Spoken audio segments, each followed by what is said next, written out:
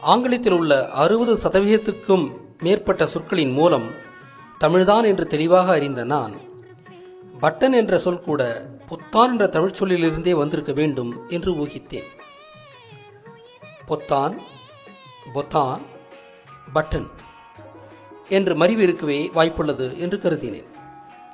தமிழ் ஆங்கில உச்சரிப்பை பார்த்தாலே இந்த உண்மை விளங்கிவிடும். என்றாலும் பட்டனுக்கான ஆங்கில சொல்லாய்வு களஞ்சியத்தை கண்ணுற்றேன். அங்கு எனது கருத்து அப்படியே எதிரொலிப்பதைக் கண்டு வியந்தேன். பழைய பிரெஞ்சு மொழியில் பொத்தான் என்று அழைக்கப்பட்டு ஆங்கிலத்தில் பட்டன் என்று மறிவு வந்துள்ளதாக அதில் குறிப்பிட்டிருந்தார்கள். அதோடு பொத்தான் என்பதன் பொருளையும் கொடுத்திருந்தனர். டு த்ரஸ்ட் அவுட் என்பதுதான் அது. பொத்திக்கொண்டு வரும் அழுகையை அடக்கினான், பொத்திக்கொண்டு வரும் சிரிப்பை அடக்க முடியாமல் தவித்தான் என்றெல்லாம் உள்ள தமிழ் பேச்சு வழக்கும் இதே பொருளில்தான் உள்ளது.